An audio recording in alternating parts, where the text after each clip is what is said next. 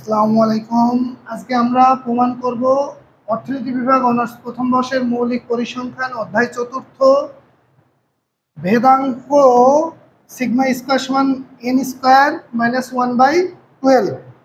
এই একটা অঙ্ক যদি আমরা করি তোমরা পরিমিত ব্যবধানটাও পেরে যাবা এবং আমাদের ক্লাস যদি আরও যাচাই করতে চাও পেতে চাও @ইকোনমিক্স 540 ইউটিউব চ্যানেলে দেখতে পারো এবং আমাদের মোবাইল নাম্বার 019339731700 এই নম্বরে যোগাযোগ করতে পারো। কুষ্টিয়া শহরে আমরা অনলাইন অফলাইন সহ পড়াচ্ছি। তাহলে আমরা আমাদের অঙ্কে চলে আসি। তাহলে আমাদের প্রমাণ করো যে দেওয়া আছে সিগমা স্কোয়ার সমান এন স্কোয়ার মাইনাস 1/12 এবং তথ্য দেওয়া আছে হচ্ছে কি এক সমান 1 2 3 n পর্যন্ত। তাহলে আমরা এই সংখ্যক তথ্যের জন্য সমষ্টির সূত্র পাই, মানে ক্রমিক স্বাভাবিক সংখ্যা নির্ণয়ের সূত্র হচ্ছে কি n প্লাস 1/2, মানে 1, মানে দেখো 1 2 3 n পর্যন্ত কি সমষ্টি, মানে ক্রমিক স্বাভাবিক সংখ্যার সমষ্টির সূত্র হচ্ছে কি n প্লাস 1/2 এবং ক্রমিক স্বাভাবিক সংখ্যার বর্গের সমষ্টি নির্ণয়ের সূত্র হচ্ছে কি n প্লাস 1 2n প্লাস 1/6। তাহলে আমরা জানি কি ভেদাঙ্ক সমান আমরা জানি কি ভেদাঙ্ককে পরিমিত ব্যবধানের বর্গ চিহ্ন করলে কি সিগমা সমষ্টি summation x square by n minus summation x by n whole square করতে পারি। তাহলে আমরা এখান থেকে কি সামেশন x স্কয়ারের মান দেওয়া আছে কত n প্লাস 1 2n প্লাস 1/6 মান দেওয়া আছে আর আমাদের সূত্রের কি n আছে। তাহলে আমরা এই অংশটা বসালাম এবং সূত্রে আমাদের এখানে কি মাইনাস সামেশন n, দেখো সামেশন x এর মান কি n প্লাস 1/2 আর সূত্রের হচ্ছে কি n আর এই অংশের সাথে আমাদের কি হোল স্কয়ার আছে। দেখো এখান থেকে কি তোমরা ক্লিয়ার হয়ে গেছো। তাহলে আমাদের সামেশন x স্কয়ারের মান বসাইছি, নিচে n এর মান n বসাইছি, সামেশন x এর মান বসাইছি, n বসাইছি এবং হোল স্কয়ার ছিল তাই ফার্স্ট ব্র্যাকেট আছে বলে কি সেকেন্ড ব্র্যাকেট দিয়েছি। তাহলে আমরা এই অংশের জন্য কি একটা লাইন করতে পারি। তাহলে আমরা n প্লাস 1 2n প্লাস 1, দেখো আমাদের এই অংশটা কি লব। আমরা কি জানি কোনো রাশি যদি 1/6 আকারে থাকে আবার গুণ আকারেও মনে করো যে আছে, তাহলে আমরা কি উপরের রাশিটা রাখতে পারি গুণ করে আর নিচে হচ্ছে কি 6n, মানে 6 আর n গুণ হয়ে যায় কাটাকাটি না হলে। দেখো আমাদের এই 6টাও আছে কি হর, মনে করো যে এই আকারে আছে আর এইটাও কি গুণ আকারে কি 1/n আকারে আছে। তাহলে আমাদের কি হর আর লবের যদি গুণ করি তাহলে আমরা পেয়ে যাই কি 6n পেয়ে যাই। আর এখানেও দেখো সেম ওই একই কার্যক্রম আছে, উপরে কি এই 2 কি নিচের সাথে গুণ আকারে আছে 1 প্লাস 2n।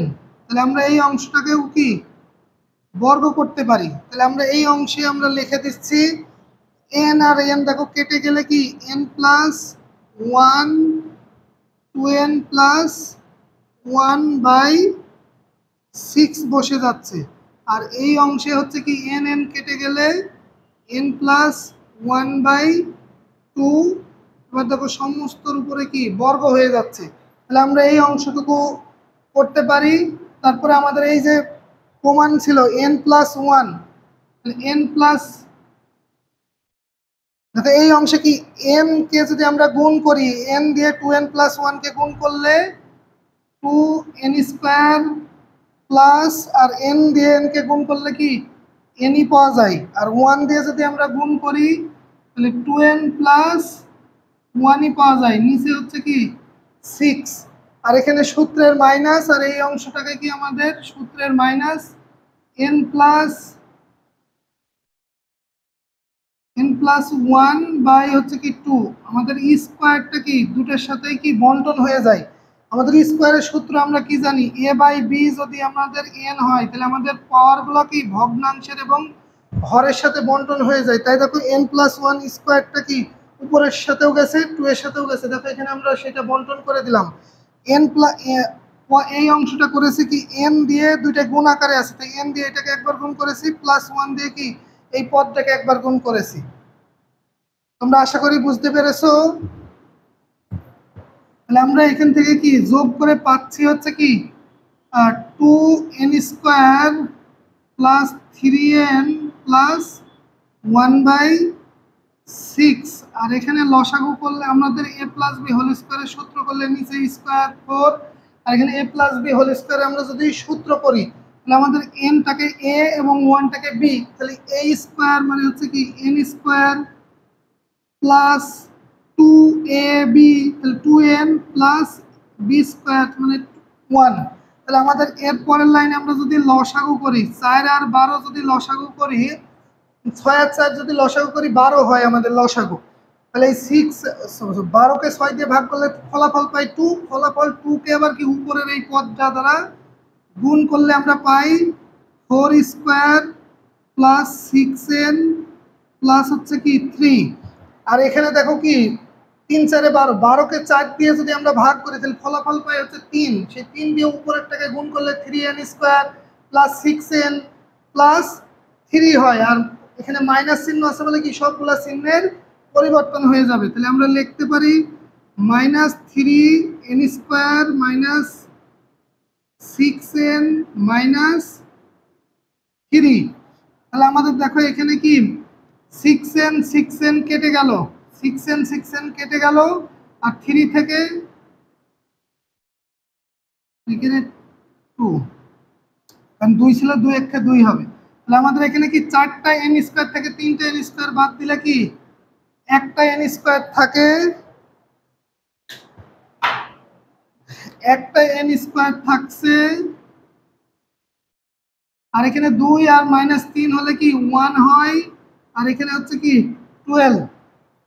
দেখো আমাদের এখানে কি ভেদাঙ্কের প্রমাণ হয়ে গেছে। আর এই অংশটাই যদি আমাদের রুটের পরিমিত ব্যবধান চাইতো তাহলে আমরা এটাকে বলতে পারি কি অতএব সিগমা স্কোয়ার সমান কি n স্কোয়ার মাইনাস 1/12। আর আমাদের যদি পরিমিত ব্যবধান বের করতে বলতে এটা দিয়েই, তাহলে আমরা লিখতে পারতাম কি রুট সমান n স্কোয়ার মাইনাস 1/12। এটা হয়ে যেত কি আর একটা প্রমাণ। একই লাইনে এসে তোমাদের কি দুইটা প্রমাণই প্রমাণিত হয়ে যাবে। পরিমিত ব্যবধানের সময় কি সিগমা থাকে না, আর এর সময় কি সিগমা থাকে। আশা করি সবাই বুঝতে পেরেছো। আমরা ভেদাঙ্কেরটাই ক্লিয়ার করলাম। সকালে ভালো থেকে, আর যদি আমাদের ক্লাস ভালো লাগে তাহলে বন্ধুদেরকে শেয়ার করবা, আমাদের চ্যানেলটি সাবস্ক্রাইব করবা এবং বন্ধুদের কাছে ছড়িয়ে দিবা, অনেকে উপকৃত হবা এবং অসংখ্য ভিডিও আমাদের ইউটিউব চ্যানেলে পাবা। আসসালামু আলাইকুম, সবাই ভালো থেকো, সুস্থ থেকো। আসসালামু আলাইকুম।